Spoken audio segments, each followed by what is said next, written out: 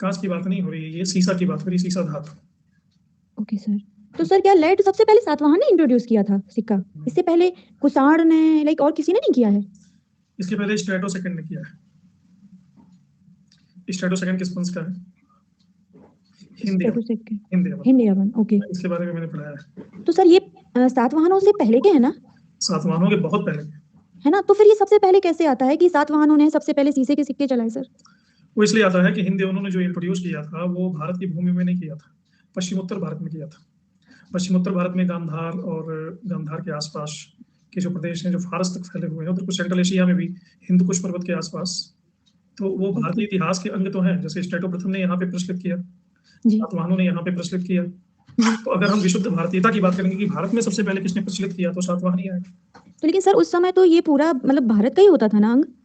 इसको बृहत्तर भारत कहते हैं। जी जी। बृहत्तर Bharat is different, Bharat is different. अगर जो हम भारत का इतिहास पढ़ते हैं तो हम भारत का ही इतिहास पढ़ते हैं, बृहत्तर भारत का इतिहास नहीं पढ़ते। तो ये आज के परिप्रेक्ष्य में है कि सातवाहनों ने भारत में सबसे पहले शीशे के सिक्के चलाए, right? Exactly. Okay okay, thank you so much sir, मतलब ये बहुत ज्यादा कंफ्यूजिंग था। हाँ ठीक है। Thank you.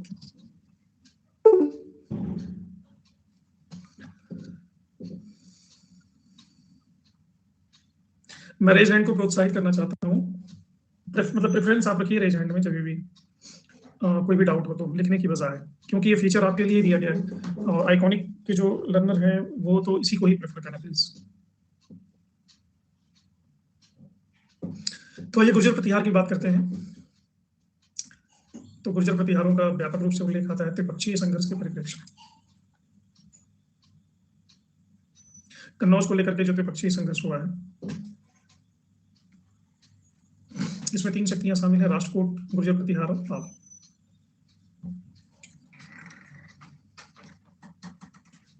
गुर्जर प्रतिहारों का स्थान ये है और इनकी उत्पत्ति हुई है अग्निकुल से। 5वीं शताब्दी से इनके प्रमाण मिलने शुरू हो जाते हैं।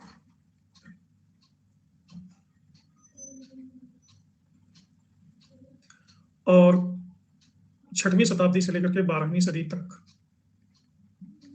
इन्होंने भारत पर राज्य किया। पहला उल्लेख इनका मिलता है पुलकेशिन द्वितीय के एहोल अभिलेख में, एक जाति के रूप में गुर्जर। बाणभट्ट भी इनका उल्लेख करता है। फेनसांग इनके राज्य का उल्लेख करता है और इनके राज्य को कहता है कुचेलो।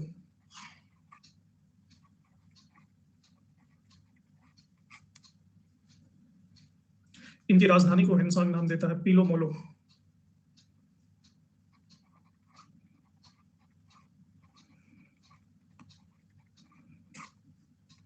पीलो मोलो है वर्तमान भीनमाल में।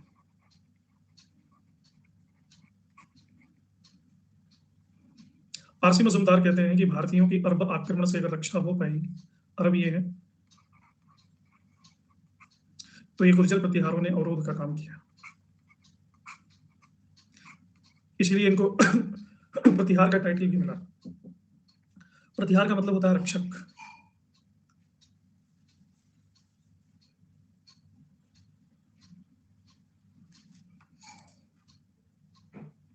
इनके बहुत सारे अभिलेख भी मिलते हैं, जैसे मिहिर भोज का एक है ग्वालियर अभिलेख।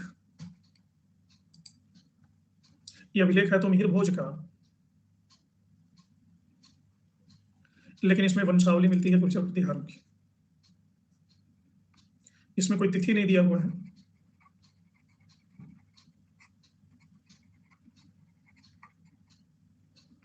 पाल, राजकोट, कुशामंत, रासेखा की काव्य मीमांसा, कर्पूर मंजरी, विशाल भंजिका, बाल रामायण, भुवन कुश, जियानक का पृथ्वीराज विषय, इन सब में इनका पूरा का पूरा इतिहास। चंद्र प्रभा सूरी का ग्रंथ है प्रभाव प्रशस्ति, कल्याण की राजतरंगिणी, सुलेमान।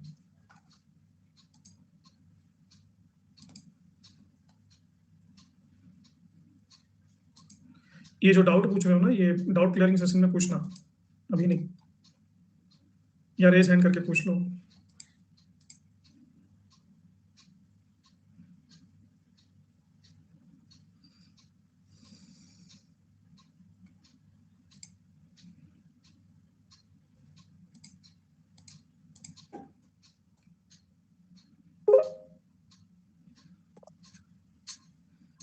हाँ जी, good evening sir. Good evening. Sir हम नोट्स बना रहे थे सिकंदर काल का, तो उस दरमियान एक क्वेश्चन आया हुआ है सर। इसमें क्वेश्चन देख सकते हैं, उसमें जो क्वेश्चन दिया हुआ है कि निम्नलिखित संतों में कौन सा कथनों में कौन सा कथन सत्य है। तो इसका जो ऑप्शन दिया हुआ है सही आंसर में सर, सिकंदर कालनाश दार्शनिक को अपने साथ न ले जा सका। और इसका जो एक इसी में अपलोड हुआ है पीडीएफ सर, जो दूसरा हमने फोटो स्क्रीनशॉट भेजा है, उसमें से दिखा रहा है कि सिकंदर भारतीय दार्शनिक कालानाश कल्याण को अपने साथ ले गया, जिन्होंने काबुल में समाधिकरण किया। सर यही डाउट था कि आंसर में कुछ है और यहाँ पर जो है सो पीडीएफ में उसका कुछ दिया हुआ है। नहीं, दोनों बात एक ही है। मैं बताता हूँ। सिकंदर का उद्देश्य था कालानाश दार्शनिक को यूनान ले जाने का, लेकिन यूनान तो नहीं ले जाते, काबुल तक ले गया और काबुल में जाके समाधिस्थ हो गया, वो अलग विषय। यूनान तो नहीं ले जाता है।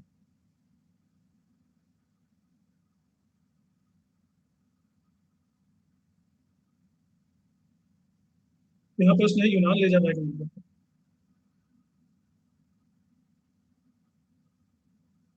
वो गुजर इतिहास की बात हो रही थी। अल-मसूदी ने 10वीं शताब्दी के शुरू में तुमला लाया था। ये भी महिला के विषय में सोचना देता है। गुर्जर प्रतिहार को अल गुजर और राजा को कहता है बौरा। गुर्जर प्रतिहारों के साम्राज्य का विस्तार लगभग कह सकते हैं संपूर्ण मध्य और उत्तर भारत में था।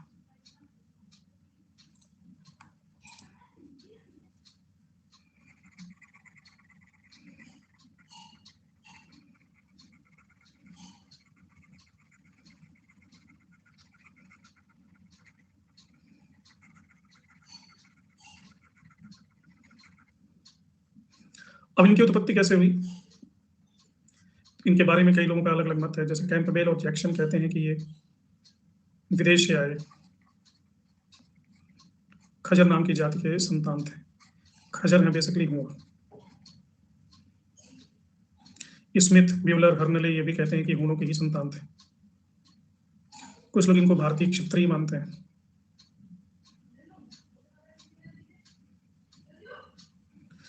कनिंघम भी इनको भारतीय क्षत्रिय ही मानते हैं।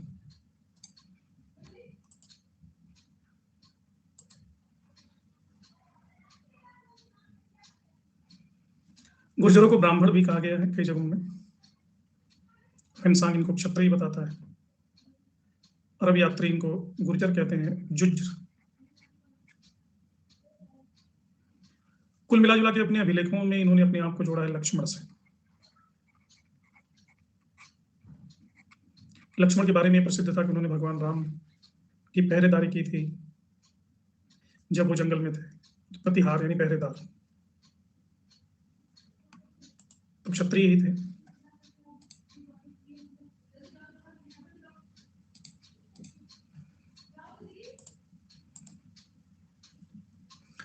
स्पष्ट रूप से ग्वालियर अभिलेख में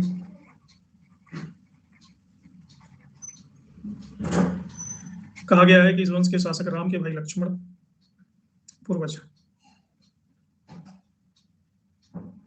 ग्वालियर अभिलेख में ही वत्सराज को श्रेष्ठ क्षत्रियों में सिरमौर कहा गया। कुछ लोग कहते हैं कि राजपूतों के यहाँ ये पहरेदारी करते थे, इसलिए इनको प्रतिहार नाम दिया गया। कुल मिला जुला के निष्कर्ष ये है कि ये क्षत्रिय थे और भीनमाल में ही इनकी शुरुआत हुई।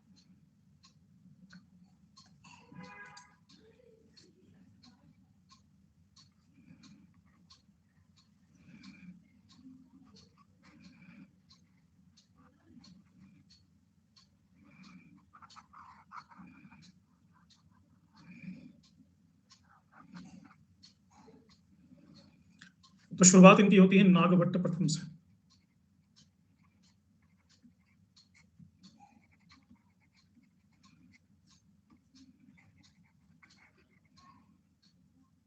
लगभग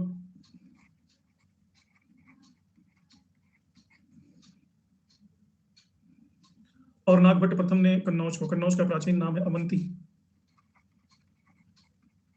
वो अपनी राजधानी बनाता है। ग्वालियर अभिलेख में इसके बारे में लिखा है कि इसने मलेच्छों का नाश कर दिया। अरब के लोगों को मलेच्छ कहा गया है और खासकर सिंध में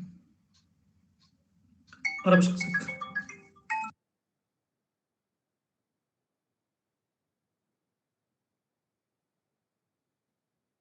एक मिनट में आ रहा हूँ।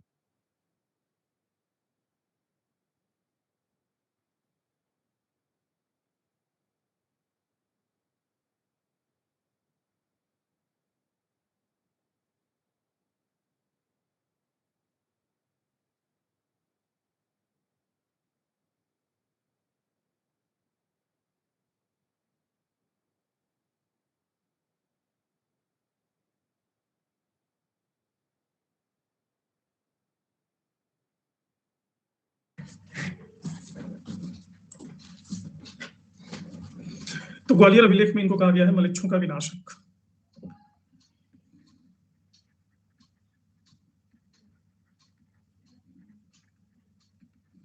और भगवान विष्णु का अवतार, नारायण का अवतार। तो नागभट्ट ने अरबों को भारत में घुसने ही नहीं दिया।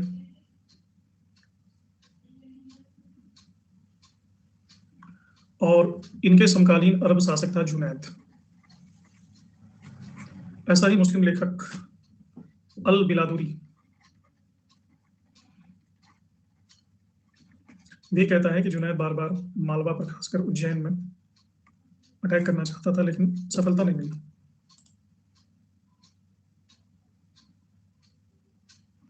नागभट्ट को इंद्र के गर्व का नाश करने वाला भी बताया गया है। इसी समय इस इलाके में राष्ट्रकूट वंश का उदय हो रहा था और इसका शासक था दंतितुर्क।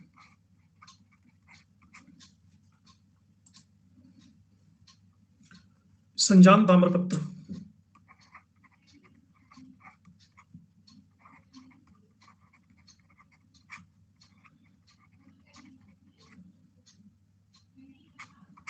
इसमें दंतितुर्क की बड़ी तारीफ की गई है कि उज्जैनी में क्षत्रियों द्वारा हिरण्यगर्भ महादान यज्ञ में दंतितुर्क ने नागभट्ट प्रथम को अपना द्वारपाल बना लिया।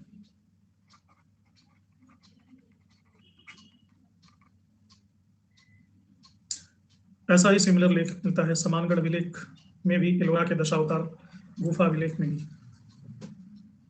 कि नागभट्ट प्रथम दंतितुर्क का द्वारपाल था। ये एलोरा के दशावतार गुफा अभिलेख का एक पोर्शन है। इसके बाद दूसरे शासक आते हैं वत्सराज।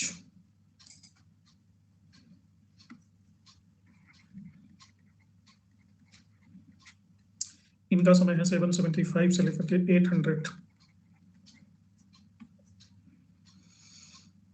हालांकि नागभट्ट के बाद इनके दो भतीजे कुक और देवराज ने शासन किया, लेकिन इनके बारे में पता ही नहीं है हमें। चौथा शासक है वत्सराज, देवराज का बेटा। वास्तविक संस्थापक इसे ही माना जाता है और इसी के समय त्रिपक्षीय संघर्ष की शुरुआत हुई। कन्नौज को इसने अपने अधिकार में ले लिया इंद्रायुध को हरा करके।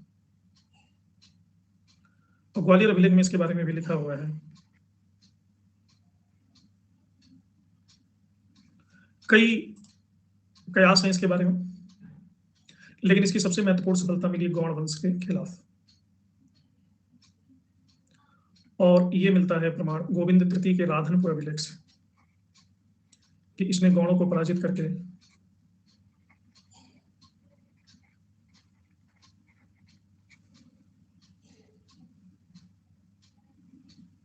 बंगाल पर अधिकार कर लिया।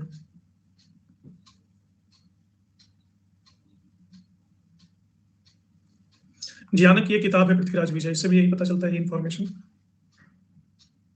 वत्सराज की सबसे बड़ी सफलता यही मानी जाती है, बंगाल पर अधिकार। और जिस शासक को हराया वो पाल वंश का था, धर्मपाल।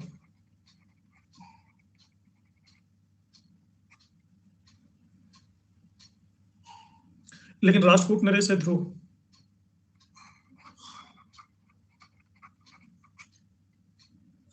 ध्रुव ने वत्सराज को पराजित कर दिया।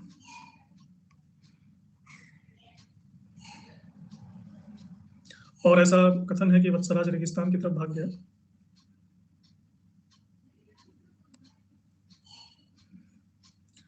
राधनपुर अभिलेख और एक और अभिलेख है बनी दिंदोरी।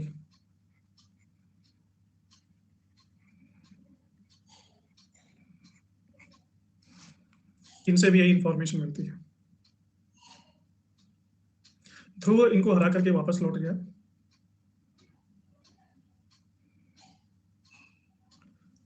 फिर धर्मपाल को भी मौका मिला हारे हुए वत्सराज को फिर से हराने का, और धर्मपाल ने भी वत्सराज को पराजित किया। वत्सराज ने कन्नौज पर जिस शासक को नियुक्त किया था, इंद्रायुध, इंद्रायुध को हटा करके इस स्थान पर चक्रायुध को शासक बनाया गया, धर्मपाल ने ही बनाया।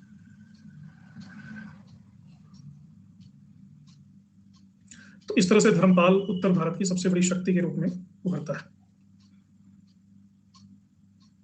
तीसरे शासक है नागभट्ट द्वितीय, वत्सराज के बेटे हैं। 800 से लेकर के 833 तक इसने चरम पर पहुंचा दिया गुर्जर प्रतिहार की शक्ति को। इसके भी दरबार को, नागभट्ट प्रथम के दरबार को नागावलोक का दरबार कहा गया।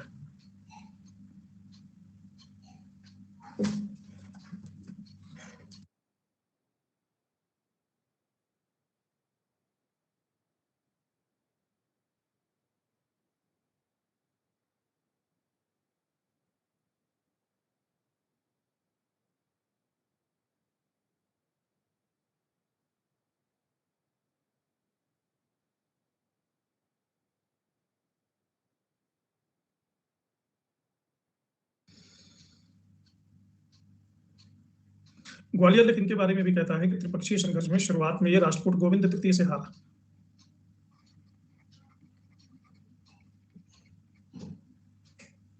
लेकिन जब गोविंद तृतीय लौट गया तो चक्रायुध को गद्दी से उतारा और फिर से कन्नौज पर अधिकार कर लिया।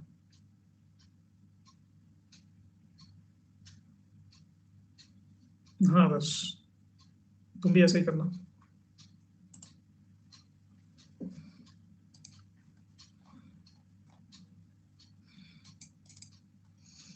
ये है नागभट्ट द्वितीय।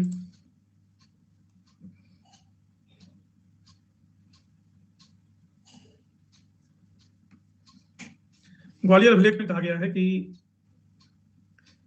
इनके दुश्मन देशों के राजा उसी तरह से इनके सामने आत्मसमर्पण करते थे जैसे पतंग दीपक के सामने करते हैं।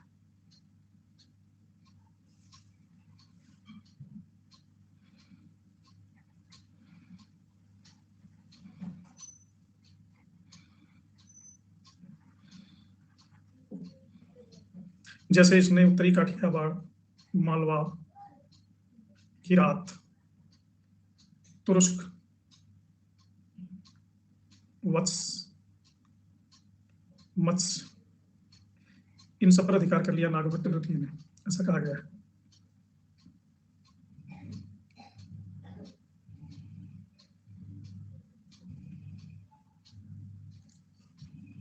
लेकिन यह भी है कि इन राजवंशों ने संभवतः राष्ट्रकूटों से भयभीत होकर के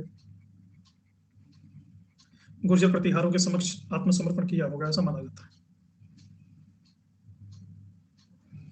धर्मपाल से बदला लेना जरूरी था क्योंकि इसके पिता को धर्मपाल ने हराया था। मुंगेर के पास एक युद्ध में धर्मपाल को भी हरा दिया। 400 अभिलेख में इसको कहा गया है समस्त विश्व का विजेता।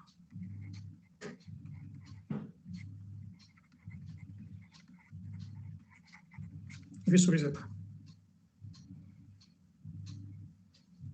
भुजकला अभिलेख में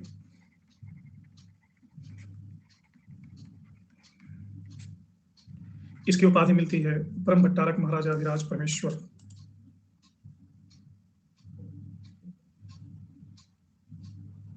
लेकिन राजपूत नरेश था इस समय गोविंद।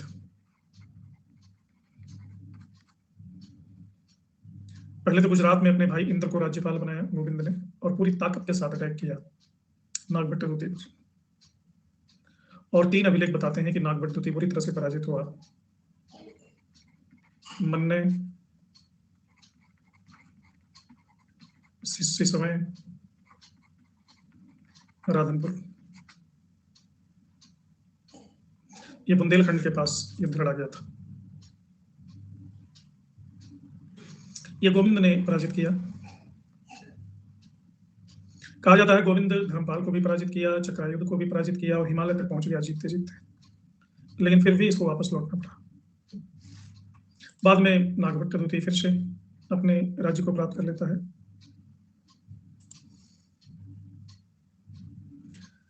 चंद्रप्रभा सूर्य की किताब है प्रभाव चरित्र।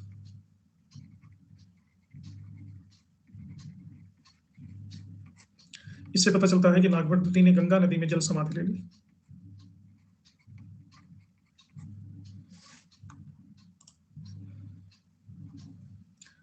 इसके बाद रामभद्र आते हैं, इनसे कुछ हुआ नहीं। फिर मिहिर भोज प्रथम,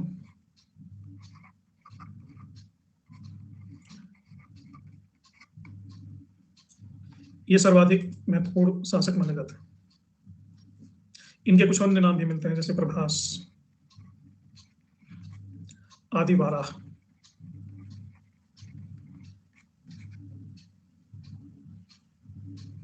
इनका वाराह लेख भी है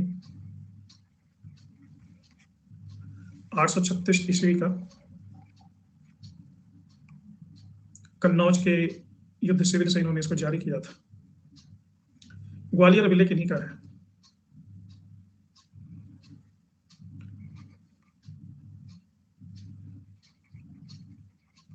बलादिल इसके रचयिता हैं ग्वालियर अभिलेख।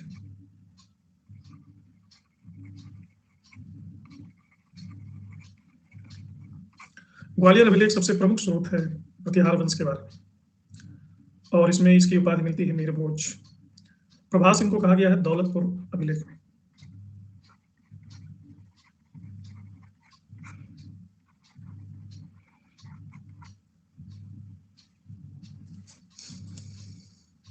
ग्वालियर में अभिलेख इनको एक चतुर्भुज मंदिर में मिला है, भगवान विष्णु के मंदिर में, इसलिए इसे ग्वालियर का चतुर्भुज अभिलेख भी कहते हैं। यह है वो मंदिर।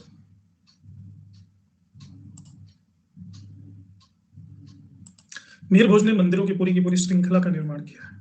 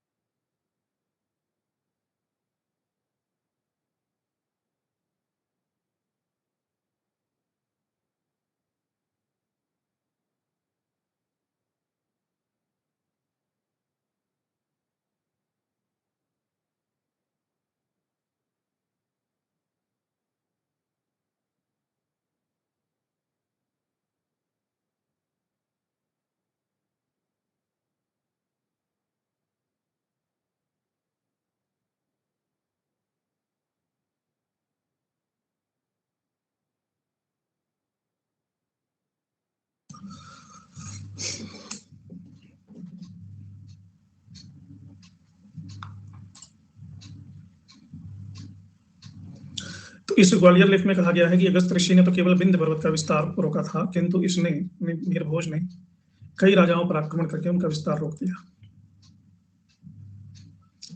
और इसमें गुहिलवर्षी हर्षराज इसका एक सामंत था जिसने इनकी सहायता की थी।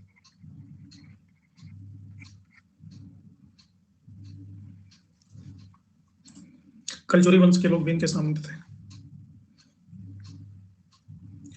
पेहोवा अभिलेख 882 ईस्वी का है।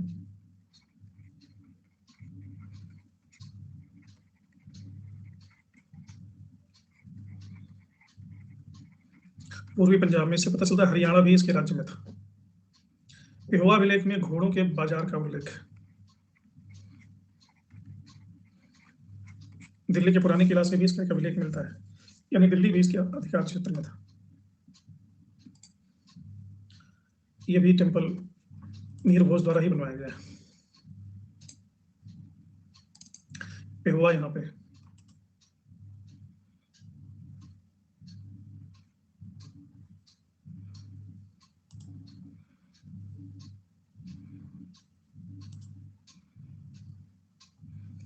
पालों का एक अभिलेख है, बादल।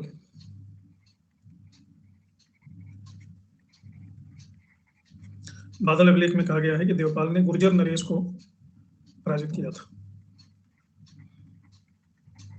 जबकि ग्वालियर अभिलेख में वर्णित था कि गुर्जर नरेश ने देवपाल को पराजित किया था। ग्वालियर अभिलेख में है कि जिस लक्ष्मी ने धर्मपाल के बेटे का वर्ण किया था, उसी ने बाद में भोज को दूसरे पति के रूप में चुना। लेकिन बाद में इसके उत्तराधिकारी नारायण पाल ने मीर भोज से बदला ले लिया, और इनके दूसरे शत्रु राष्ट्रकूट भी थे। मीर भोज 2 राष्ट्रकूट राजाओं का समकालीन था, अमोघ वर्ष और कृष्ण तृतीय।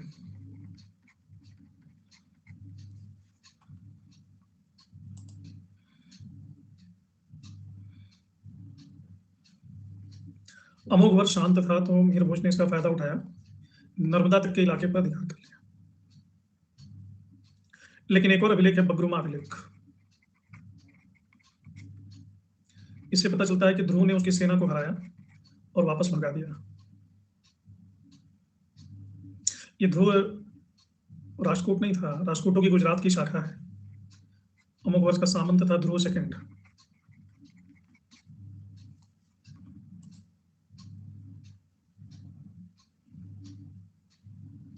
अच्छा, कृष्ण द्वितीय था।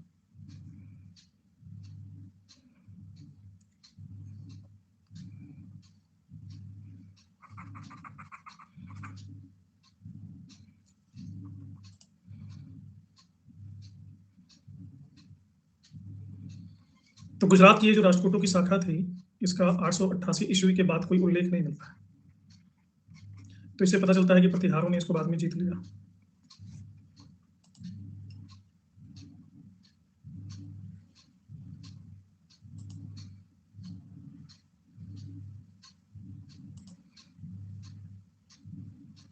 गोरखपुर यानी यूपी के इलाके में कलचुरी ये प्रतिहारों के सामंत थे, और इसकी सूचना हमें मिलती है गोरखपुर जिले में कहल नाम के अभिलेख से। चंदेल भी इनके सामंत थे, बुंदेलखंड के। तो मिहिर भोज अभी तक के गुर्जर प्रतिहार शासकों में सबसे शक्तिशाली शासक था, जैसा सुलेमान बताता है। कहता है कि पूरे देश में जितनी बड़ी अश्वसेना मिहिर भोज की है, उतनी किसी की नहीं है। तेली का मंदिर ये भी मिहिर भोज ने ही बनवाया था, और इसके सबसे प्रमुख शत्रु थे अरब।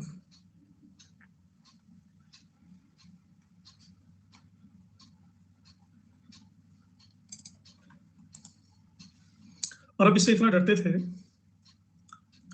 कि सुलेमान लिखता है कि एक सूर्य मंदिर था मुल्तान में। मुल्तान का असली नाम है मूल स्थान। तो मूल स्थान में एक सूर्य मंदिर था, अरबों ने उसको तोड़ा नहीं था, उसको बचा रखा था। तो जब अटैक करता था, मिहिर भोज उनको मारने के लिए आता था, तो वो कहते थे कि आगे बढ़ोगे तो इस मंदिर को हम नष्ट कर देंगे, अगर मंदिर को बचाना चाहते हो तो यहां से वापस लौट जाओ। हाँ, व्यापारियों ने ही बनाया था।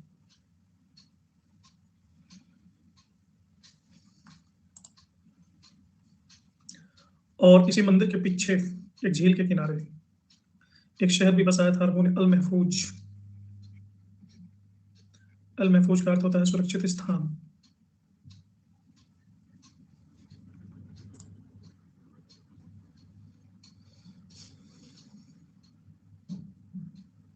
मिहिर अपने आप को सूर्य से तुलना करता है। मिहिर का अर्थ भी होता है सूर्य, और इसके सिक्कों पर हम देखते हैं सूर्य चंद्र का अंकन भी।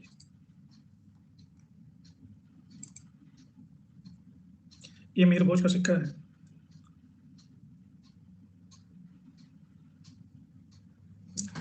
स्कंद पुराण में ऐसा वर्णन आता है कि भोज ने तीर्थ यात्रा करने के लिए अपने बेटे को अपना सिंहासन सौंप दिया।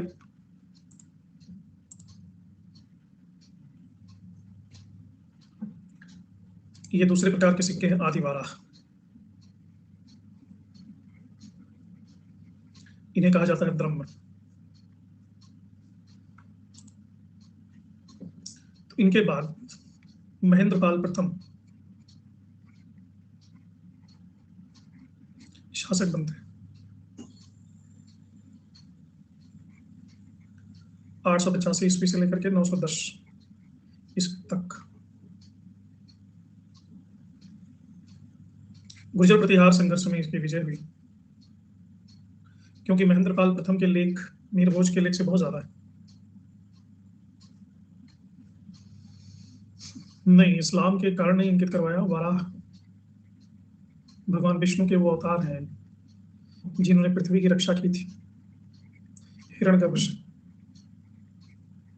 तो राजाओं को मोस्ट सुटेबल टाइटल यही लगता है, क्योंकि राजा अपने आप को मानते हैं कि वो पृथ्वी की रक्षा करने के लिए सुपरमैन।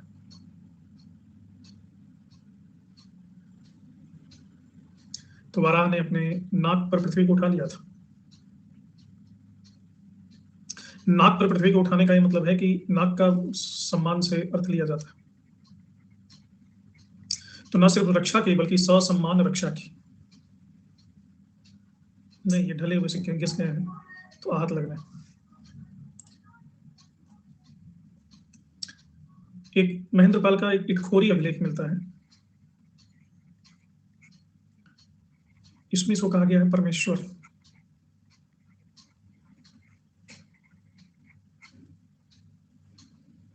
बिहार, बंगाल, पटना, इटखोरी हजारीबाग में है।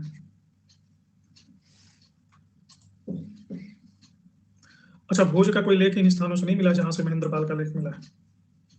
तो इससे यह भी स्पष्ट होता है कि ये राज्य भोज के अंतर्गत नहीं थे। महेंद्रपाल ने इनको नया नया अपने साम्राज्य में मिलाया था।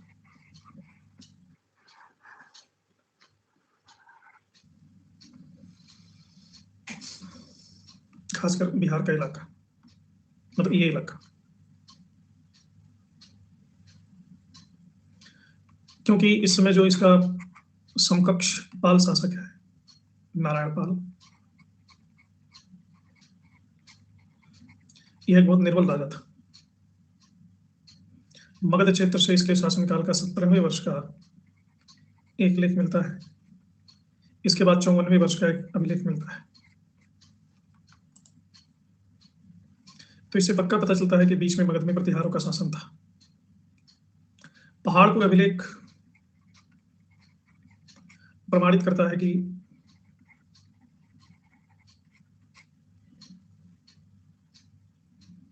महेंद्रपाल का बंगाल पर शासन था, बंगाल पर अधिकार था। बहुत सारे अभिलेख मिले हैं, जैसे पंजाब से, पूर्वी पंजाब, झांसी, काठियावाड़, पहाड़, जिसका पुराना नाम है ताम्रवती। पहाड़ से 10 अभिलेख का एक सेट मिला है। इनमें से 3 अभिलेख महेंद्रपाल के।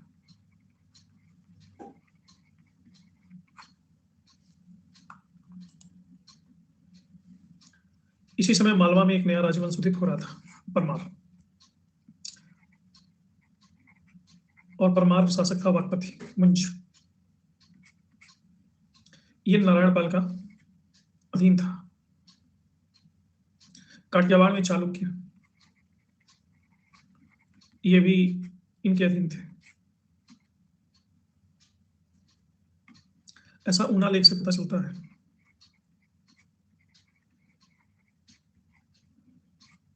चालुक्य बल वर्मा और उनके बेटे अवंती वर्मा का उल्लेख सामंत के रूप में मिलता है।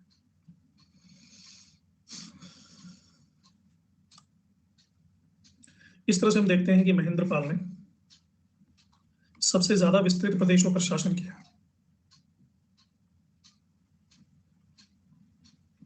और इसी के दरबारी कवि थे राजशेखर।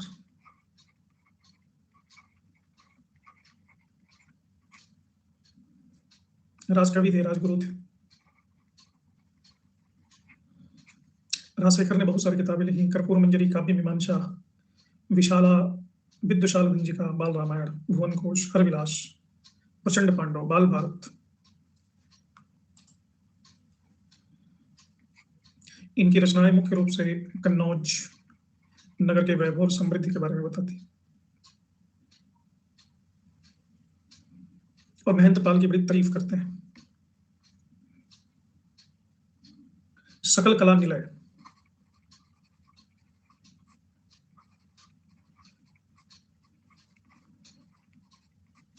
निर्भय राज,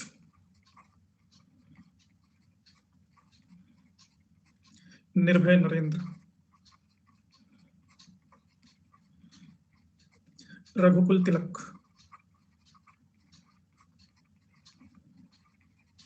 रघुकुल चूड़ामणि, ये सब राजशेखर ने इनको उपाधियां दी।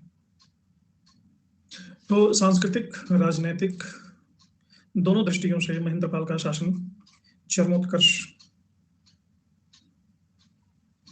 हाँ, ये बात पॉइंट वाले बोले। हर्षवर्धन के टाइम में कन्नौज जिस वैभव के शिखर पर था, उसी शिखर पर पुनः महेंद्रपाल के टाइम पे आ गया। एक इतिहासकार हुए हैं बीएन पाठक। बीएन पाठक का नाम सुना आप लोगों ने?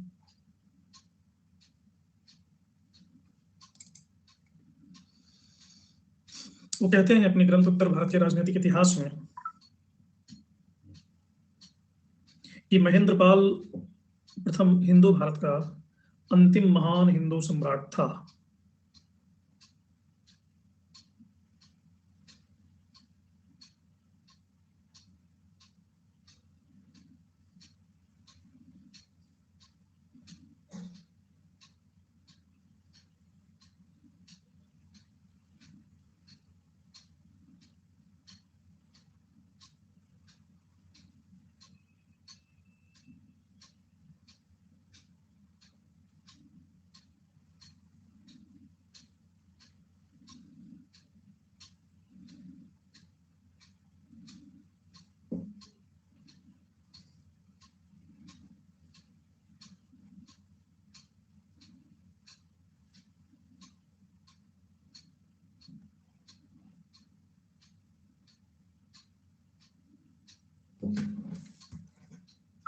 हर्षवर्धन को मानते हैं, लेकिन बीएन पाठक ने इनको माना। मैंने बहुत मना किया, मत मानो मत मानो, लेकिन खुद भी नहीं माने।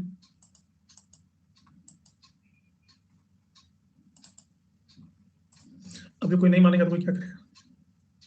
बीएन पाठक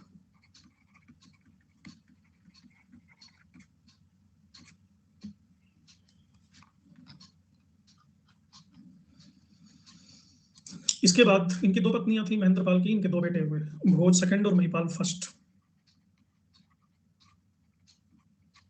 कुछ समय के लिए भोज सेकंड ने शासन किया। इनके बारे में हमें बताता है बिल्हारी लेख।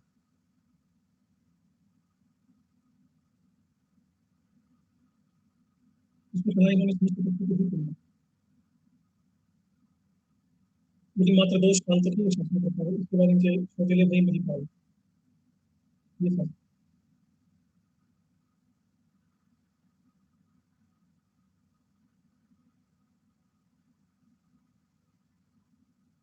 खजुराहो अभिलेख में इनकी जानकारी है।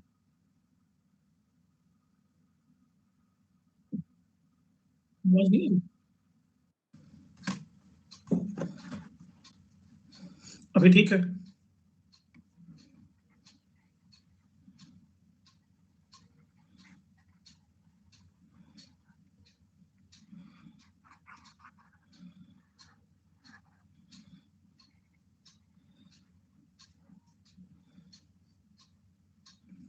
जिस समय महिपाल शासन कर रहा था यहाँ पे, उस समय राष्ट्रकूट वंश में इंद्र तृतीय शासन कर रहा था।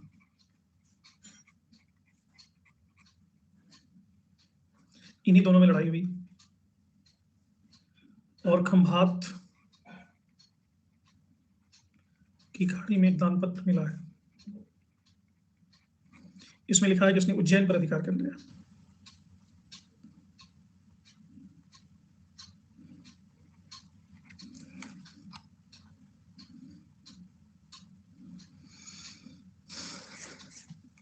इंद्र को चालुक्य नरसिंह ने भी सहायता दी।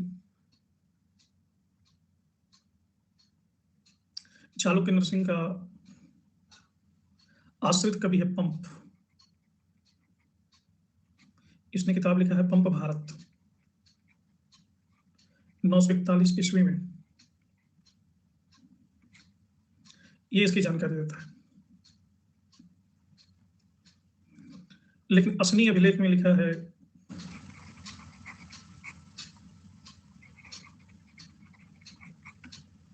917 ईस्वी में कि महिपाल ने फिर से इन इलाकों को जीत लिया जैसे इंद्र वापस आया। हाँ जी ज्योति, आप तो ज्ञानी हैं।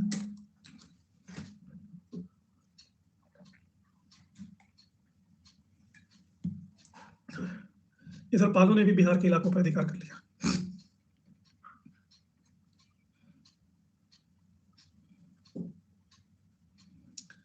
क्योंकि पाल नरेश उस समय था राज्यपाल और गोपाल द्वितीय। इसके लेख नालंदा और गया से मिलते हैं।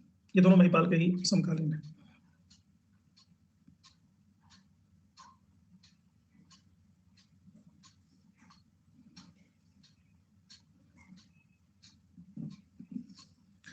इन्हीं के सामंत हैं चंदेल, गुहिलौत,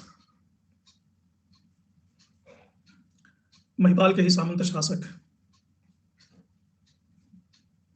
एक किताब है प्रचंड पांडव, अभी मैंने इसका नाम लिया। किसने लिखा है प्रचंड पांडव?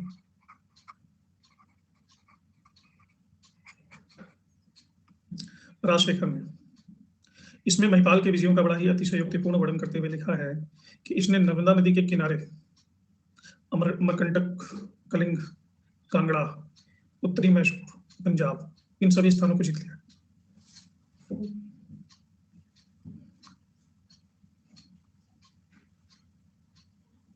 राजकोट निर्बल होते जा रहे थे। इनका उत्तराधिकारी था गोविंद चतुर्थ। अयोग्य था, विलासी था।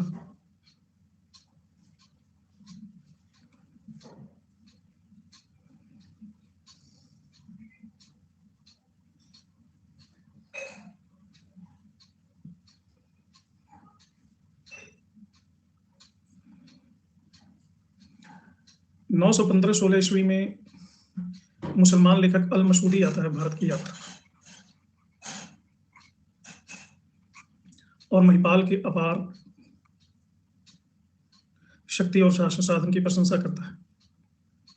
ये महिपाल को कहता है बौर।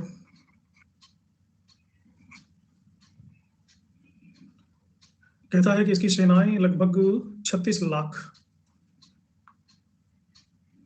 की संख्या में। लेकिन महिपाल के बाद विघटन शुरू हो गया। प्रतिहार साम्राज्य और इन्हीं के सामंत निकले चंदेल। इन्होंने अपनी स्वतंत्रता की घोषणा करनी शुरू कर दी। परमार, चेदी, अलग अलग इलाकों में। इसी टेंशन में इसकी मौत हो गई 945 ईस्वी में।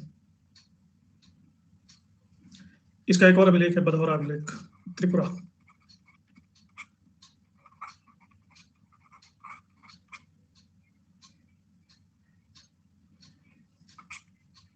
महिपाल के ही कवि हैं हरिसेन। इन्होंने बृहद कथा कोश का काठियावाड़ में सृजन किया था।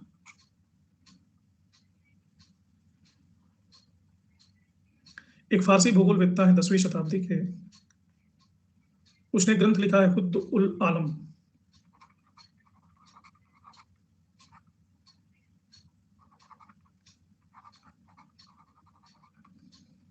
इसमें कहता है कि भारत के अधिकांश शासक कन्नौज की राय की आज्ञा मानते थे।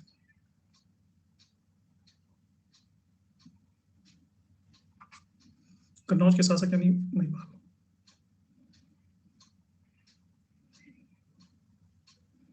आर.डी. बनर्जी कहते हैं कि प्रतिहारों का शासन इंद्र तृतीय ने खत्म कर दिया।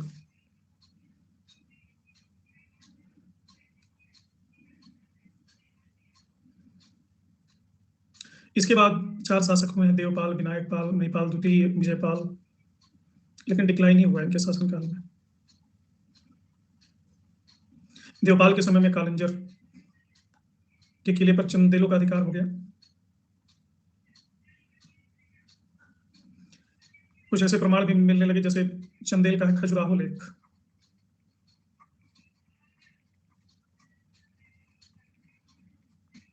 इसमें यशोवर्मन के लिए कहा गया है, गुर्जरों के लिए जलती हुई अग्नि।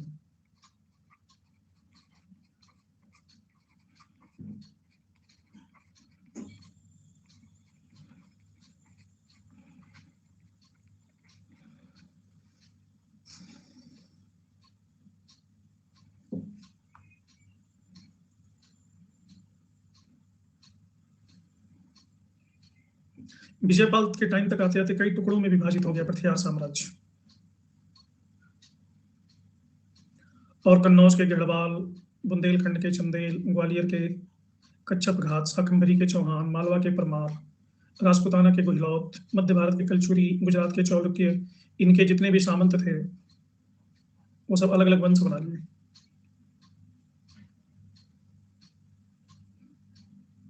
विजयपाल के बाद अगला शासक बनता है 990 ईस्वी में राज्यपाल। इतिहासकार फरिश्ता लिखता है कि जब 989 ईस्वी में सुबुक्तगीन ने जयपाल पर आक्रमण किया, शाही वंश के शासक, इस समय कन्नौज का राजा था राज्यपाल।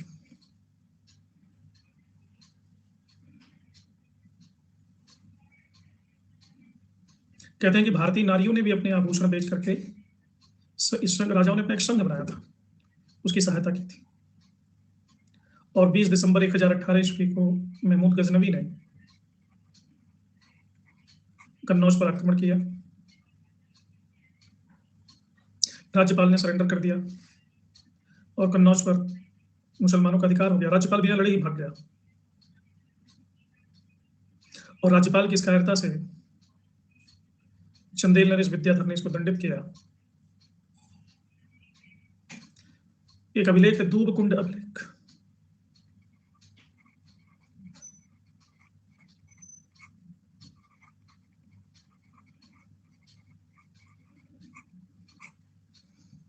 इससे पता चलता है कि विद्याधर का एक सामंत तथा कछवाहा वंश का अर्जुन, इसने राज्यपाल की हत्या की। इस वंश का अंतिम शासक है यशपाल, 1090 ईस्वी तक, लेकिन गजनी ने इनको खत्म कर दिया और कन्नौज में इसके स्थान पर अगले वंश की स्थापना हुई, गहड़वाल।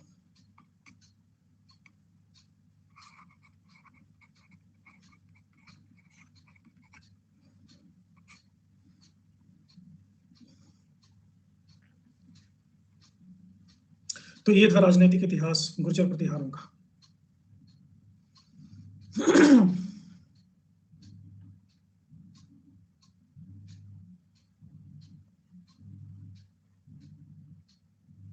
और इस्लाम को भारत आने में इतनी देर इसीलिए हुई क्योंकि गुर्जर प्रतिहार अवरोध बनकर के खड़े थे अरब के रास्ते में।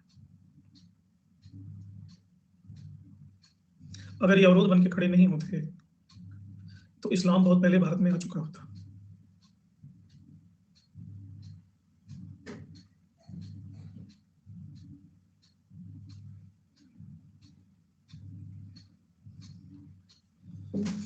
समझ में आ गया? पल्लव वंश अभी नहीं पढ़ा मैंने।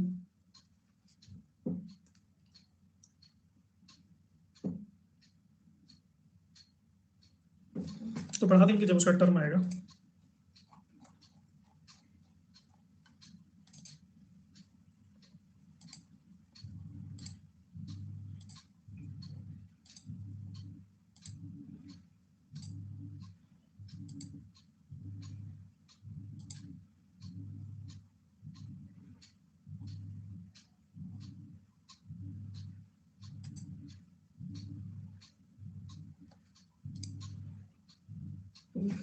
राधिका, इसी कोर्स में आप जाइए पीछे, और मुझे लगता है कि वो शुरुआत ही है स्रोत से। पीडीएफ जो क्लास में मैं ये आपको पढ़ाता हूँ, एक्सप्लेन करता हूँ ना, उसी को डाउनलोड करना है आपको। तो मेरी हर क्लास की पीडीएफ होती है, उसमें डाउनलोड पीडीएफ ऑप्शन है एक आपके ऐप में। जब कभी आप ऐप चलाना जानते होगे ना, लर्नर ऐप, कोई भी, जैसे ये पता नहीं दिख रहा होगा कि नहीं दिख रहा होगा, जैसे ये क्लास है अभी चल रही है गुर्जर के कलचुरी चेक उड़ीसा के राजवंश। अब ये उड़ीसा के राजवंश को जब टच करेंगे तो नीचे ऑप्शन आएगा, देखो ऑप्शन आ रहा है क्लास पीडीएफ दिख रहा है।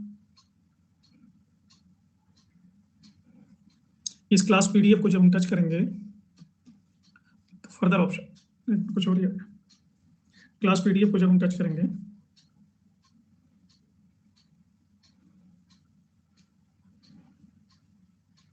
तो यहां से आप डाउनलोड कर सकते हो। अच्छा, आपको मुश्किल कहाँ आ रही है, अब मैं समझा।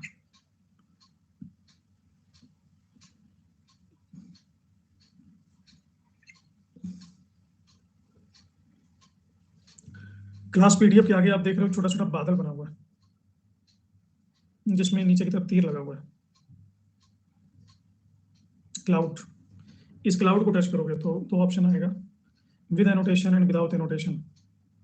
विद एनोटेशन जो मैं लिखता हूँ हाथ से, उसके साथ डाउनलोड होगा, जैसे बीच बीच में मैंने लिखा हुआ है ना। विदाउट एनोटेशन जो मैं नहीं लिखता हूँ, प्लेन पीडीएफ डाउनलोड होगा।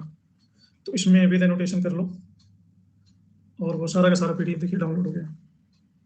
उड़ीसा के राजवंश मोबाइल में, ये देखो मेरा लिखा हुआ आ गया, दिख रहा है। ये मैंने आज ही सुबह पढ़ाया है। तो हर क्लास की पीडीएफ आपको मिल जाएगी। और किसी को कोई डाउट?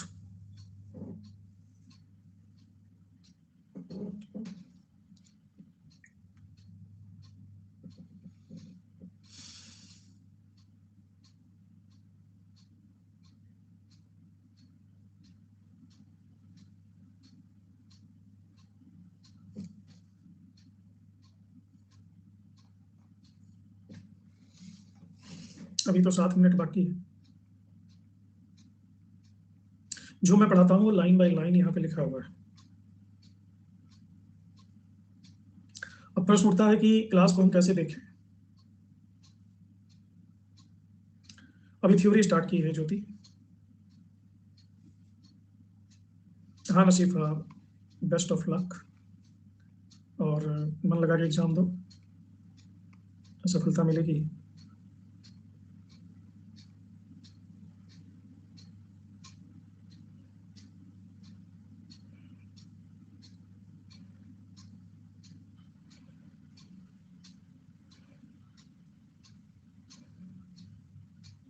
हाँ ज्योति, आपको भी शुभकामनाएं हैं मेरी।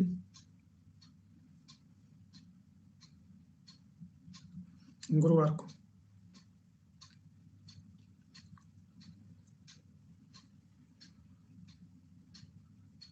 राधिका,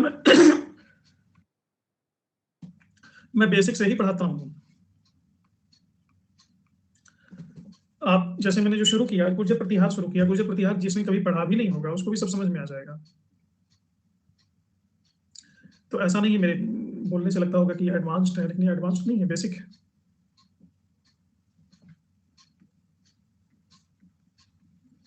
तो वो टेंशन ना लो। एक एक क्लास आप जैसे जैसे देखोगे। अच्छा, कुछ लोगों को क्लास स्ट्रक्चर नहीं मालूम है, जो नए नए आए हैं ना, उनको मैं बता दूंगा।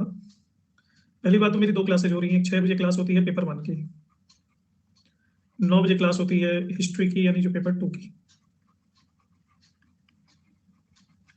पेपर 1 तो सभी के लिए कॉमन है।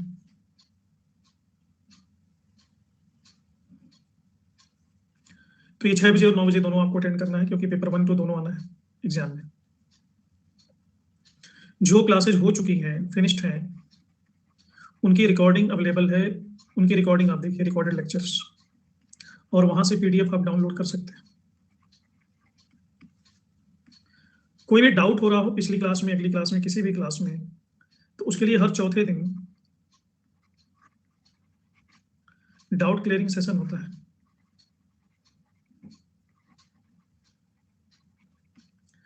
तो सारे डाउट्स अपने नोट करते रहो, और जब डाउट क्लियरिंग सेशन होगा पूछ लो।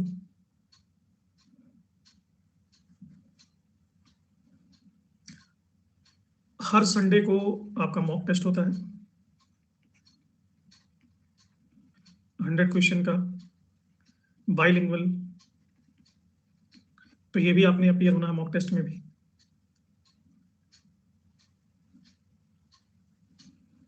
मॉक टेस्ट का सर्च करो, अपने ऐप में मिल जाएगा। आप जब ऐप में एंटर करेंगे तो आपको नीचे बहुत सारे ऑप्शन आएंगे ना, उसमें टेस्ट का भी ऑप्शन है।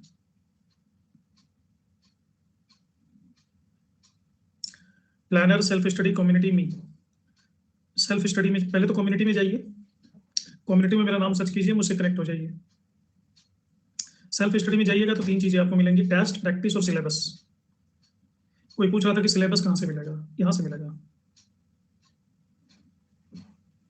प्रैक्टिस,